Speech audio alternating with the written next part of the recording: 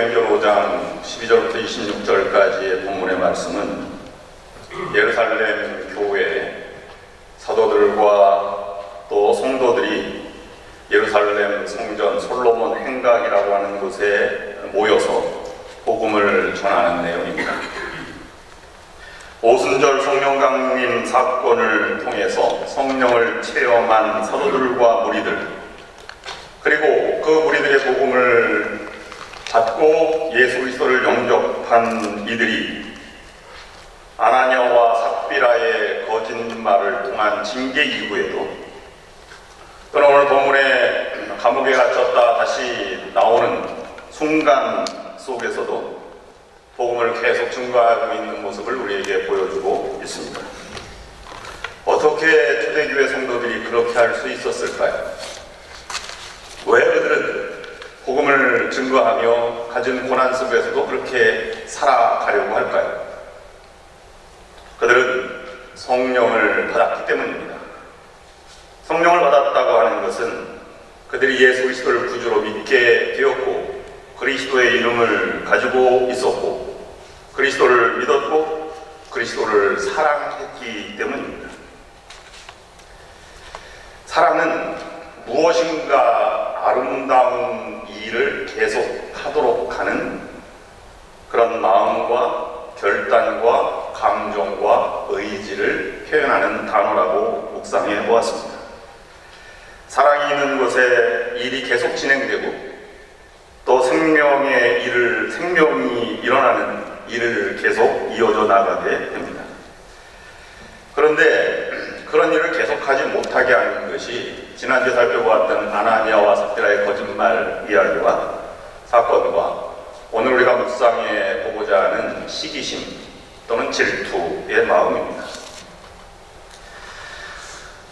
여러분들이 예수님이 좋아졌습니다. 그래서 교회가 좋습니다. 그리고 주님 주일날이 다가오는 것이 막 기다려집니다. 오늘은 목사님의 설교가 어떤 감동을 줄까 기다려주면 여러분 주님을 사랑하고 있다는 증거입니다. 또는 주의 살과 피를 먹는 성찬예식에 참여할 때 한없는 감동과 은혜가 넘쳐납니다. 괜히 목사님이 좋아지고 또 예수님을 믿는 성도들이 좋아졌어요. 그러면 여러분이 예수님을 사랑하고 있다는 증거입니다. 여러분들 모두가 그런 우리 상황교회 한국연합감리교회 교인들이 될 수 있기를 주님의 이름으로 축원합니다. 아멘 소리가 좀 적은 것 같아요. 그런데 그렇게 하지 못하는 마음이 있어요. 괜히 미워져. 그러면 시기심이 발동하고 있다는 증거입니다. 고린도전서 13장 4절부터 7절, 우리가 말하는 사랑장이라고 하는 곳에 사랑을 얘기하고 있는데요, 그 사랑장에서 말하는 것은 사랑은 무엇이다, 이 정의를 말하는 것이 아닙니다. 어떻게 하면 내 마음속에 사랑이라고 하는 것 가운데 시기심을 제어하며 그것을 계속 아름다운 일을 해나갈 수 있을까를 이렇게 보여주고 있는 것입니다. 사도 바울은 고린도전서 12장의 은사를 말하면서 마지막 절에서 더 큰 은사를 사모하라. 이 더 큰 은사가 뭐 작은 은사가 있고 큰 은사가 있다는 것이 아니고요. 사도 바울의 말은 자기의 유익을 가져다 주는 것을 작은 은사, 공동체와 교회와 주님의 영광을 나타내는 은사를 큰 은사로 그렇게 표현하고 있으며, 마지막 이 더 큰 더 좋은 길을 너에게 가르쳐 주리라 라고 하면서 13장 사랑을 얘기하고 있습니다. 그리고 가장 좋은 길을 보여준다는 말씀대로 본인이 예수님을 닮아가는 사랑의 길을 안내해주고 있습니다. 그래서 사도 바울은 내가 주를 본받은 것 같이 너희는 나를 본받아라, 이렇게 말할 수도 있었던 것입니다. 누군들 복음을 전하고 싶지 않은 사람이 어디 있겠습니까? 그리고 누군들 사랑하지 않으려고 하는 사람이 어디 있겠습니까? 그런데 평소에는 사랑한다고 말하지만 잘 안 될 때 만나면 사랑의 진가, 내가 정말 사랑을 계속 하고 있는가를 우리가 알 수 있습니다. 사람은 일평생 세 가지 감정이 요동치는 격한 상태를 만나며 살아가게 됩니다. 첫째는 자신이 너무 자랑스러울 때 감정이 격하게 올라오고, 또는 반대로 자존심이 상하거나 심한 모멸감을 느꼈을 때 감정이 불뜻 일어납니다. 또는 감정을 느낄 수 있을지 모르겠지만 절대절명의 위기의 순간에 닥쳐서도 사람은 그런 격한 그런 모습을 나타내게 됩니다. 우리 옛말에 참을 인자가 세게면 살인도 면한다고 했습니다. 그런데 고린도전서 13장 4절부터 7절까지 짧은 말씀 속에 15가지 상황을 얘기하고 있는데, 여러분 15번 참으면 사랑을 이룰 수 있습니다. 저는 오늘 먼저 본문을 묵상하기 전에 우리가 만나는 격한 상황 속에 사랑을 어떻게 계속 이어져 갈 것인가를 먼저 묵상하고, 그 다음에 오늘 본문에 이런 고난 속에서 교회에 대처하는 모습들을 묵상하려고 합니다. 이런 15가지 상황을 5가지씩 묶어서 이렇게 쭉 우리가 만나게 되는데요. 첫 번째, 사랑은 내 자신이 자랑스러울 때 자신을 드러내지 않는 것을 사랑이라고 말합니다. 이건 시기심을 다스리는 내면의 사랑의 문제를 우리에게 알려주고 있습니다. 이 첫 번째, 내가 주체가 되어서 자랑스러울 때는 내가 주체가 되는 상황을 만나게 되는 것입니다. 뭐 큰 시험에 합격했다든지, 아니면 결혼을 했다든지, 자녀가 결혼했다든지, 아니면 꿈에 그리던 손자가 딱 태어났어요. 그런 상황을 만나면 참 자랑스럽지요. 그런데 그럴 때 우리가 드러내야 할 상황은 다른 사람을 배려하는 사랑입니다. 이것은 우리의 내면에서 어떻게 이 사랑이 일어나고 있는지를 우리가 가늠해 보는 잣대가 되는 것입니다. 고린도전서 13장 4절 말씀에서 6가지로 말하고 있는데요. 이렇게 말하고 있습니다. 사랑은 오래 참고, 사랑은 온유하며, 시기하지 아니하며, 사랑은 자랑하지 아니하며, 교만하지 아니하며. 그리스도를 향한 출발점이 되는 사랑의 모습입니다. 오래 참는 것은 참는 거예요. 다른 사람을 배려하는 것이죠. 그렇지 못한 아픔이 있는 사람이 있어요. 아이를 못 낳는다든지, 아이가 너무 그리운 가정이 있다면 그 자랑이 오히려 상처가 될 경우가 있겠죠. 그래서 온유하라고 말하는 것입니다. 투기한다, 시기한다고 하는 것은, 왜냐하면 내가 잘났다고, 뭐 너무 위대한 일을 이루었다고 하는 순간, 그것이 밖으로 나가는 순간 더 위대한 일을 한 사람을 만나게 되어 있습니다. 사람은 사람 위에 사람이 없기 때문에 그렇습니다. 그런 순간 만나면 괜히 초라해져서 억울함도, 아니 열등감도 생기고, 그렇지 못한 사람이 볼 때는 교만이 싹트기 쉽습니다. 그러므로 아무리 내가 자랑스러워도 시기하거나 질투하거나 자랑하거나 교만하지 않는 것이 사랑의 모습입니다. 또 다른 상황은, 사랑은 억울한 일을 만나도 믿음의 품격을 잃지 않는 것입니다. 이것은 이웃과의 관계, 사람과의 관계 속에서 어떻게 사랑이 펼쳐지는가를 우리에게 얘기해주고 있습니다. 우리가 살아가는 동안에 가장 격한 감정을 만나는 순간은 억울한 일을 당하는 경우입니다. 괜히 오해를 받거나 비난을 받아요. 내 실력과 상관없이 괜히 자꾸 실패를 경험하게 되기도 합니다. 또는 심한 모욕감을 주기도 하고 자존심이나 막대한 손해를 끼치기도 합니다. 그럴 때 사람 뚜껑이 열리는 것처럼 막 격한 감정이 일어나게 됩니다. 고린도서 13장 5절, 6절 전반절 말씀 보면 5가지 모습을 우리에게 말씀해 주고 있는데 이렇게 기록되고 있습니다.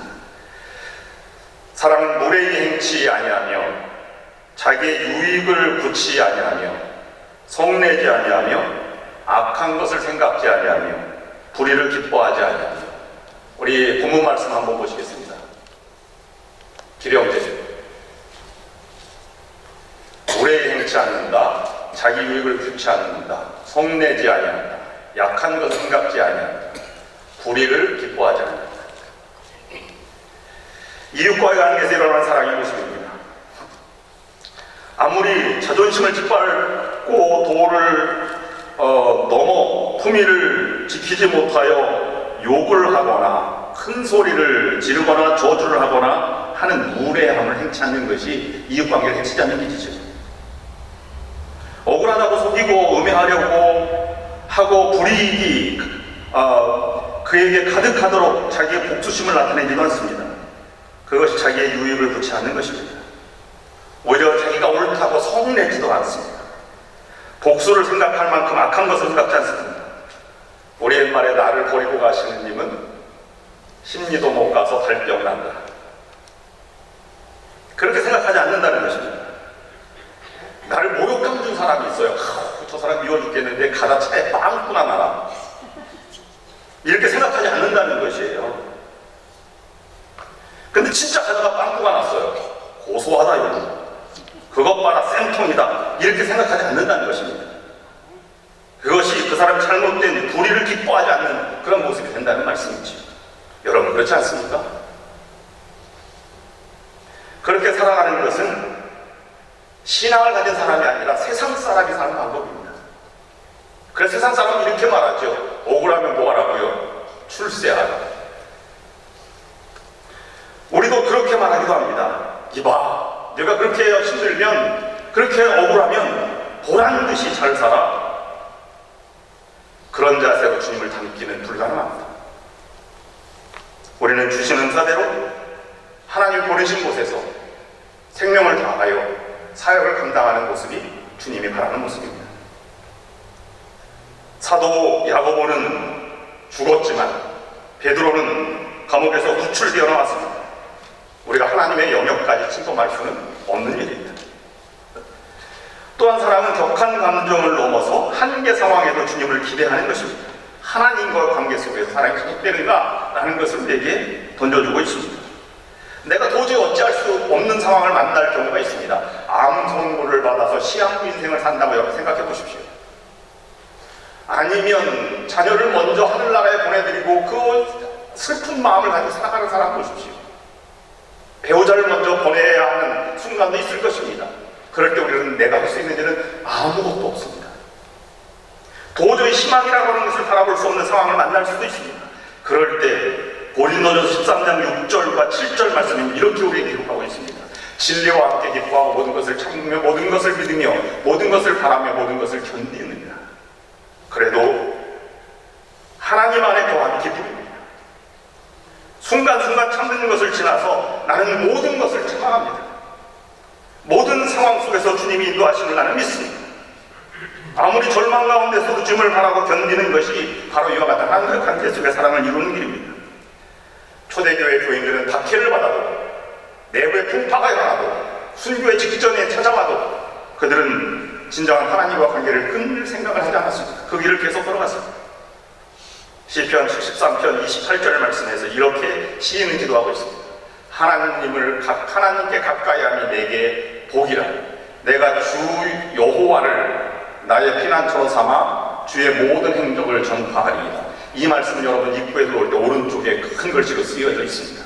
매주일 오면서 하나님을 가까이 하는 것을 여러분 묵상하며 신앙생활에 나가신 여러분들이 될 수 있기를 바랍니다. 오늘 본문은 아나니아 사피라 사건 이후에 일어난 초대교회 성도들에게 오늘 이 사랑이라고 하는 관점에서 시기심을 어떻게 다스리는가라고 하는 측면에서 이 말씀을 한번 묵상해 보고자 합니다. 아무리 어렵고 억울하고 힘들고 절대절명의 순간을 맞이한다고 해도 하나님을 믿는 성도들, 예수님을 사랑하는 성도들은 대강대강 자신의 생각대로 살아서는 안 되는 것입니다. 우리의 삶은 한 번밖에 없는 기회이기 때문이기도 하지만 만물의 주인이신 하나님을 믿는 삶이기에 더욱더 그렇게 살아야 합니다. 이 땅 위에 십자가의 사건이라는 위대한 일을 행하신 하나님을 사랑하고 섬기고 함께 살아가는 삶이란 그 무엇보다도 가장 값지고 귀한 것이기에 더 진지하게 생각하고 행동하며 살아가야만 합니다. 특별히 오늘 본문도 교회를 이루고 있는 성도들이 대강대강 살아서 안 되는 그런 이유들을 우리에게 분명하게 말씀해주고 있습니다. 오늘 세 가지 말씀을 묵상하며 첫 번째 핍박 속에 있는 교회의 모습을 묵상하면서 한번 생각해 보겠습니다. 아나니아 사피라 사건을 통해서 거짓말이 슬며시 교회 안에 들어오려고 했던 세력을 하나님의 손길로 다스렸습니다. 그런데 이번에는 이스라엘 종교 지도자들로부터 시기와 질투의 공격을 받기 시작했습니다. 대제사장과 사두개파 사람들이 시기가 가득하여 사도들을 감옥에 가두었습니다. 천사들을 통해 하나님께서 그들을 감옥에서 빼냈어요. 다시 잡아다가 그들을 죽이려고 하는 마음을 가지고 다시 잡아서 백성들이 무서워서 채찍질하고 다시는 복음을 전하지 말라, 예수의 이름을 증거하지 말라라고 하고 놓아주었습니다. 오늘 이 사건은 교회가 서 있어야 할 상황을 분명하게 말해주고 있습니다. 하나님의 교회는 세상 가운데 세워졌기 때문에 항상 세상의 핍박과 공격의 대상이 됩니다. 어두운 세상을 밝히는 빛이기에 어둠의 세력부터 지속적인 공격을 받게 되어 있습니다. 교회는 교회 성장과 전진을 막고자 하는 세상의 세력들에게 항상 둘러싸여 있는 것입니다. 그래서 공중자본 권세 이렇게 표현하기도 합니다. 아나니아와 삽비라의 사건이 내부적인 사건이라면, 내부적인 공격이라면, 오늘 유대 종교 지도자들의 공격은 외부적인 공격, 예수 그리스도와 상관없는 공격을 가진 사람들의 모습을 우리에게 보여주고 있습니다. 여러분, 교회는 편안함만 추구하는 종교적 휴양지가 아닙니다. 교회는 하나님 나라를 지켜나가야 할 하나님의 견고한 요새입니다. 교회는 하나님이 요새이기에 적들로 공격을 받는 것입니다. 교회는 단순히 부상병들을 돌보는 영적 병원이나 영적 타가소가 아닙니다.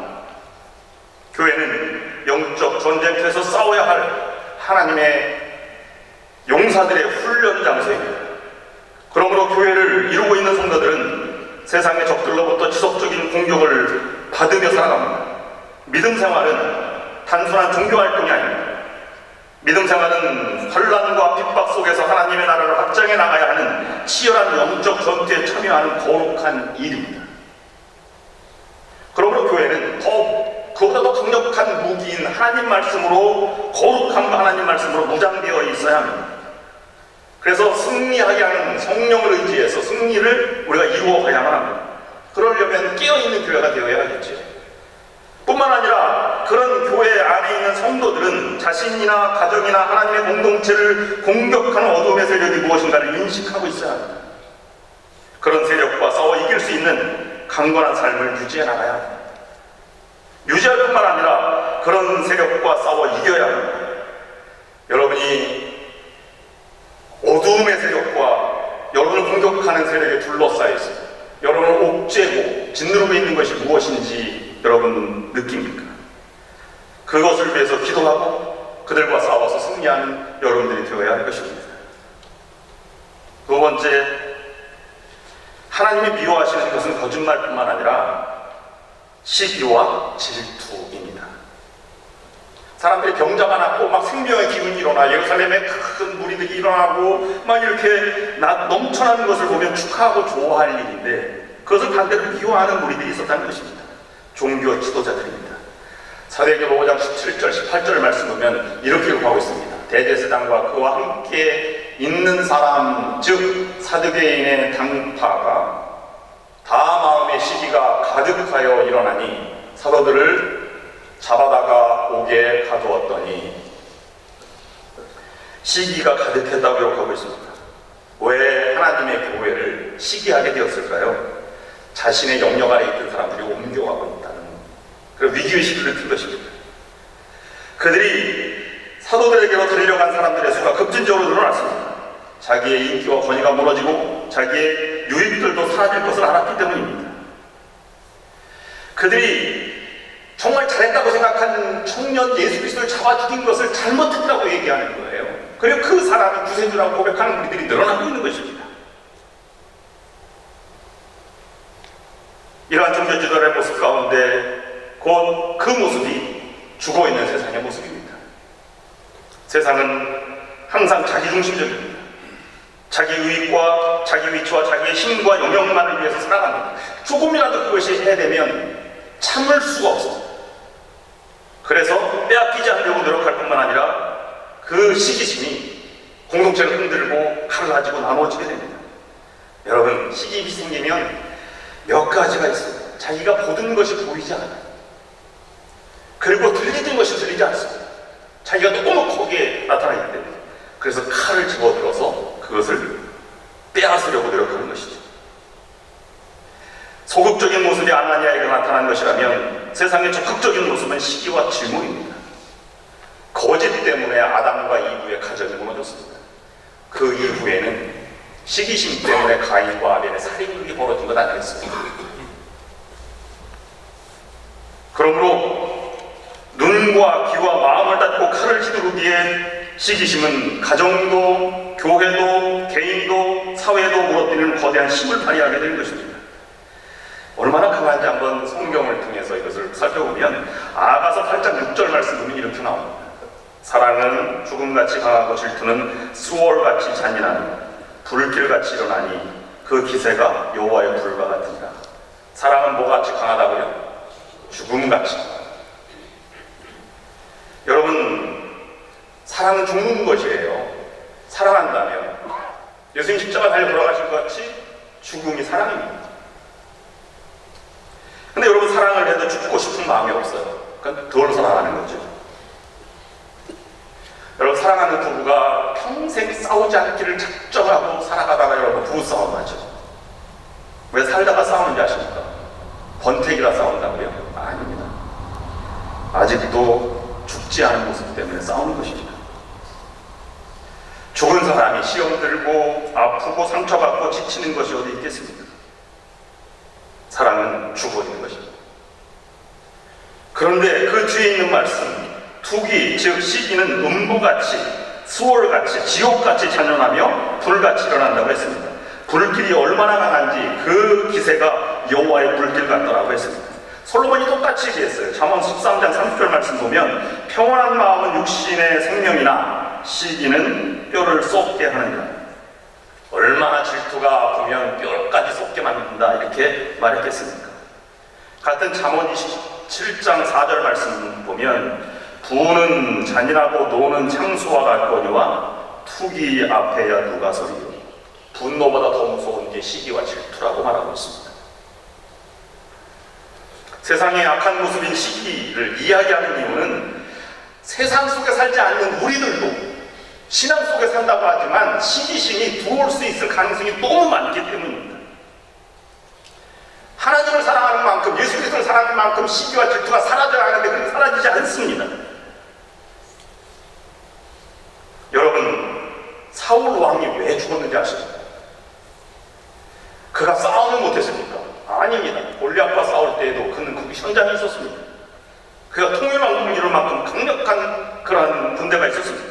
그가 성령 체험이 없었습니까? 아닙니다. 그는 예언도 했습니다. 성령을 받고 그는 그렇게 철저하게 다 하나님의 역사를 체험했습니다. 사울 왕이 보지 못한 것이 하나 있는데요, 자기 속에 들어온 시기심, 질투를 보지 못했습니다.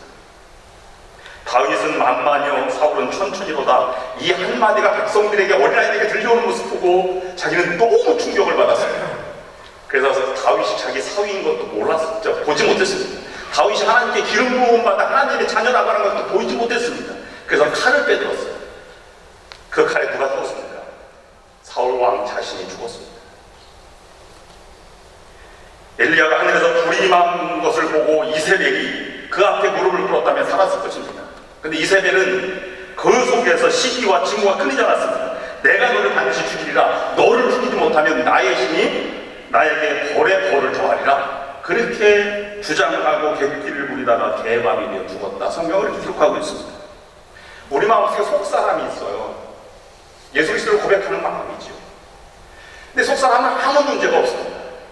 사도 바울이 로마서에 말한 대로 속사람은 그대로 있는데 그 속사람을 싸고 있는 겉사람이 이렇게 나를 속사람을 막 짓누르고 그것을 주장하려고 해요. 그 마음 가운데 이 겉사람의 이야기가 꼭 내 생각, 내 이야기처럼 그렇게 생각이 됩니다. 그래서 자신의 마음이냐 우리를 조정할 때가 있습니다. 그것에 넘어가는 것이 시기와 질투심입니다. 여러분 안에 시기심이 없습니까? 여러분 시기심이 있다면 회개하시기 바랍니다. 왜 목사님은 저 사람만 편드냐? 그렇게 생각하지 마시기 바랍니다. 열심히 봉사하고 목숨 바쳐 헌신하는 사람을 하나님이 사랑하듯이 목사도 사랑하고 성도들도 사랑하게 되어 있습니다. 저 사람은 유난히 저 혼자만 교회를 사랑하는 것처럼 유난을 떨어 그렇게 생각하지 마시기 바랍니다. 저 사람 저렇게 열심히 수고하니 우리가 도와주자, 기도하자 이렇게 생각하시기 바랍니다. 거기에 하나님의 역사가 있고 시기와 질투심이 사라지는 것입니다. 오늘 마지막 짧게 말씀을 한 군데 더 보고 마치겠습니다. 사도행전 5장 21절부터 23절까지 보면 이렇게 나와요. 다 읽지 않겠습니다. 감옥에 들어갔어요. 근데 나왔어. 그래서 대제사장들과 관원들이 그를 제자들을 부하들을 보내서 보냈더니 옥문이 잠겨 있는 거예요. 어떻게 나왔을까요? 옥문이 잠겨 있는데 아무도 없다고 하면 문 열어보니까 그들이 없었다고 하고 새벽에 성전에서 복음을 증거한다는 거예요. 어떻게 나왔을까요? 설명해 볼 수 있는 사람이. 빌립보 감옥에서는 바울과 실라가 옥문이 흔들려서 열려서 나왔죠. 근데 오늘 본문 말씀 이렇게 나와 있지 않습니다. 어떻게 열었습니까? 저는 알겠습니까? 저도 모릅니다. 이건 무슨 말씀입니까? 하나님이 역사했다는 것입니다. 여러분, 지금까지 살아온 세월 동안 내가 어떻게 하나님이 역사했는지, 어떻게 살아왔는지 구체적으로 설명할 수 있는 건 없어요. 근데 중요한 건 하나님이 지금까지 역사했다는 분명한 사실입니다. 그렇다면 하나님의 사역을 하고 하나님의 일을 하고 사랑을 포기하지 않고 시기하고 질투하지 않고 계속 생명의 사역을 그 일을 계속 해나가는 사역을 계속 해나가는 사람들에게 하나님은 반드시 역사하시고 그에게 그런 길을 보여주시고 능력을 주신다는 사실을 우리에게 보여주고 있는 것입니다. 여러분, 두려워하지 마십시오. 하나님을 더욱더 붙드시길 바랍니다.